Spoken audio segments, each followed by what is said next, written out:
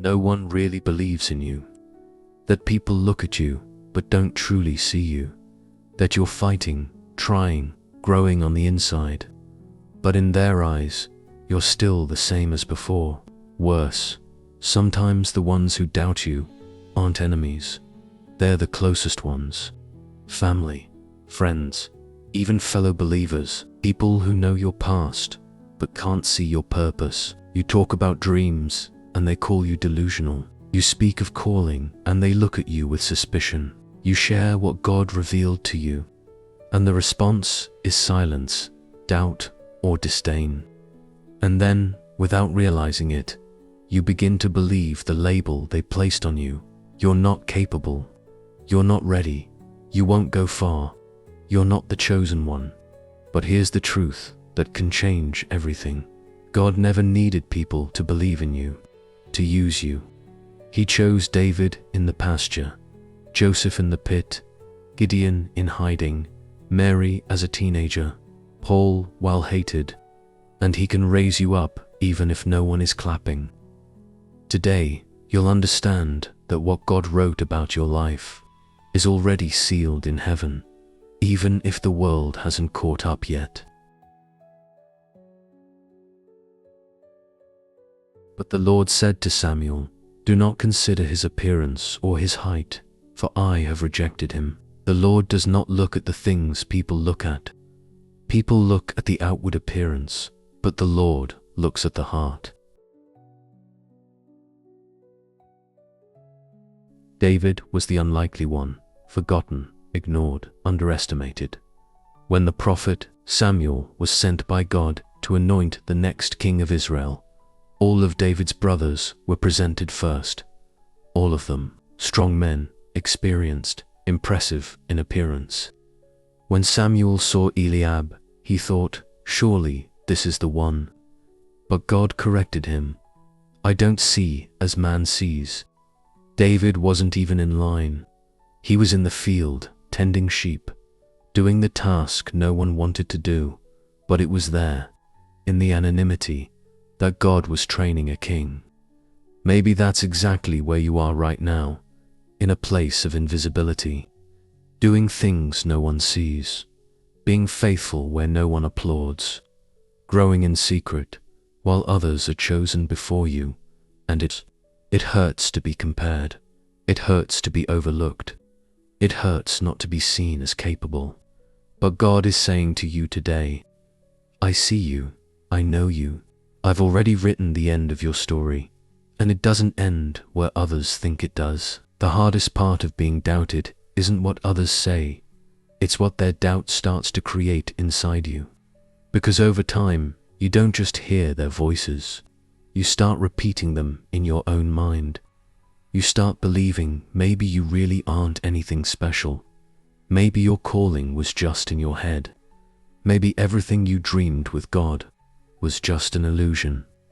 And so, the enemy no longer needs anyone else to paralyze you. He uses your own insecurity. But the truth is, if you're honest with yourself, you'll realize that even in the silence of people, God never stopped speaking to you. Even without an audience, He keeps meeting you in the secret place. Even without recognition, He keeps sustaining you. Even when no one notices, He keeps training you. The field David tended was lonely, but there he learned to play the harp, to kill lions, to defeat bears, to obey without applause. That's where he developed something none of his brothers had: intimacy with God. And that's what the Father is looking for. He's not looking for the most talented, the most attractive, or the most influential. He's looking for the one with the right heart, because the right heart keeps serving even without a stage, keeps believing even without validation, keeps dreaming even without likes, praise, or open doors. And at the right time, God calls by name. You may not be the first in line. You may not be man's favorite, but you've already been chosen by heaven. And what God wrote about you, no one can erase. Not your past, not your wounds, not your failures, not other people's opinions. The question isn't whether others believe in you. The real question is, do you still believe in what God told you, even when no one else does? Because if your faith depends on applause, it's not mature yet. But if you can stay faithful in the field, like David, you're ready to be called when the oil of the promise begins to pour. What God wrote about you can't be erased, not by those who ignore you, nor by those who underestimate you. You don't have to prove anything to anyone. You don't have to force recognition. You don't have to chase validation. You just need to hold on to one unshakable truth. God already wrote your story, and it doesn't need anyone's approval to be fulfilled. There is a season when the world still doesn't see you, but heaven already knows you by name. This is the beauty of walking with God. He hides those he loves, not to punish, but to protect. While others are being publicly applauded, he's teaching you things in secret. While everyone is looking at the lives of life, the strongest, most prepared, stage-ready people, God is watching the field where you've been faithful with no audience. And when the moment comes, the oil won't pour on man's choice. It will pour on God's chosen. So don't fight to be seen. Fight to stay faithful in the place he put you. Because when God anoints someone, no one can ignore them for long. Lord, you have searched me, and you know me. You know when I sit and when I rise. You perceive my thoughts from afar. You discern my going out and my lying down. You are familiar with all my ways. Before a word is on my tongue, you, Lord, know it completely. You hem me in behind and before, and you lay your hand upon me. Such knowledge is too wonderful for me, too lofty for me to attain. Where can I go from your spirit? Where can I flee from your presence? If I go up to the heavens, you are there. If I make my bed in the depths, you are there.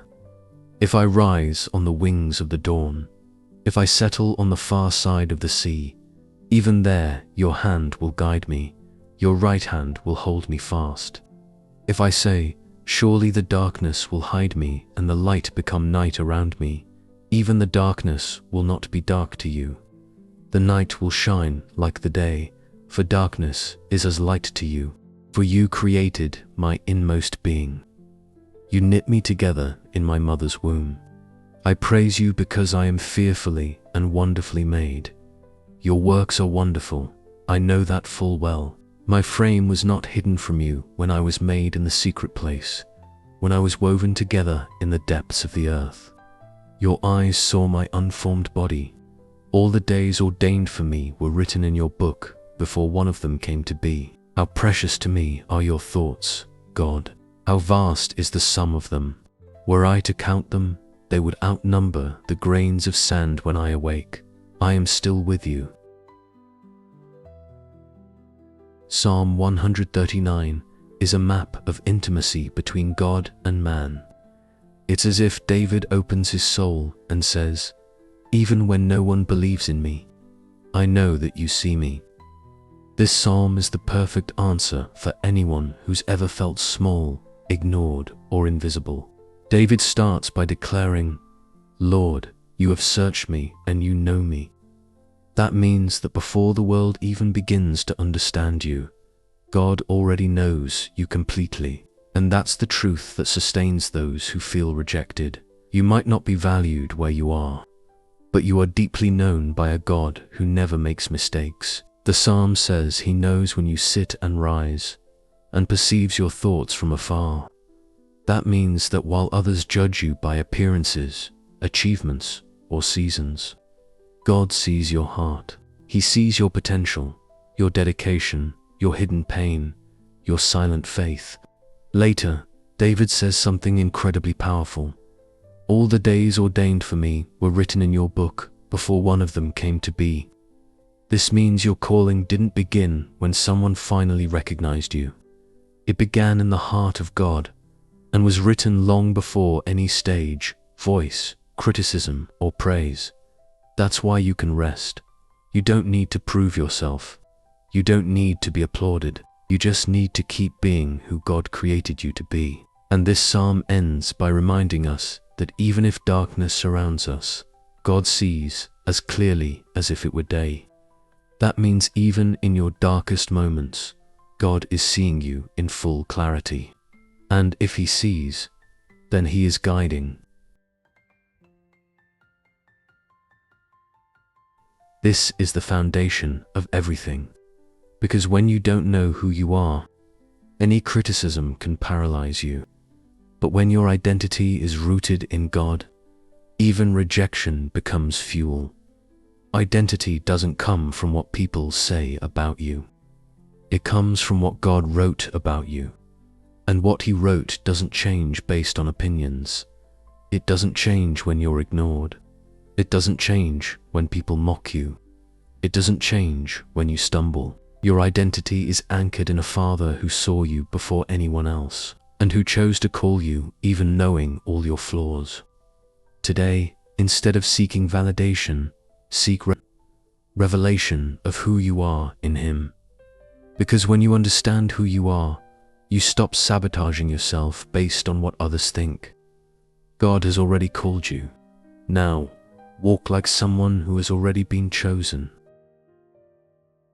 Father of love and truth, today I come before you with a tired heart, tired of trying to be seen, tired of trying to prove my worth, tired of carrying dreams that no one understands, tired of being doubted, even by those I expected to support me. Lord, I confess, inside I've often wanted to give up, not because I stopped believing in you, but because I stopped believing in me. Because when no one believes, we start to doubt too. We start thinking maybe it's true, maybe I'm not called, maybe I'm not enough, maybe I've been fooling myself. But today, God, I lay all those voices at your feet, all those wounds, all those doubts, all that insecurity, because before anyone ever saw me, you already did. Before anyone ever heard me, you already knew my voice. Before any human ever rejected me, you had already accepted me. I thank you for being the God who is not impressed by appearances, but who cares about the heart. Thank you for not judging me by my past mistakes, but for continuing to see me through the eyes of your promise. Father, help me not to give up. Help me not to live for human approval. Help me keep serving, dreaming, and believing, even in the hidden place. Let me not give up on my purpose just because there's no applause. Let me not walk away from your presence just because I don't see open doors. Let me not trade my essence just to fit into others' expectations. Root me in your truth. Hide me in your embrace. Shape me with your word. And if I need to walk through a season of invisibility, let me never forget that I am fully visible to your eyes. I declare, my identity is in you. My value comes from you. My calling was written by you, and the end of my story will be for your glory. In Jesus' name, amen. The journey of those who carry a calling is not always the easiest. Many times, it's lonely, but it will never be empty, because where human approval fails, divine choosing remains. Stay strong. The God who saw you in anonymity is preparing the exact moment to raise you up in front of everyone. Tell me in the comments, have you ever felt like no one believed in you? How did you deal with it? Share your experience. Someone may be healed by your story. And if this devotional touched your heart, share it with someone who feels unseen. Remind them, God still writes stories with unlikely people. Subscribe, turn on the notification bell, and keep walking with us. This journey has many more chapters to come, and the ending God wrote will surprise even the ones who doubted you.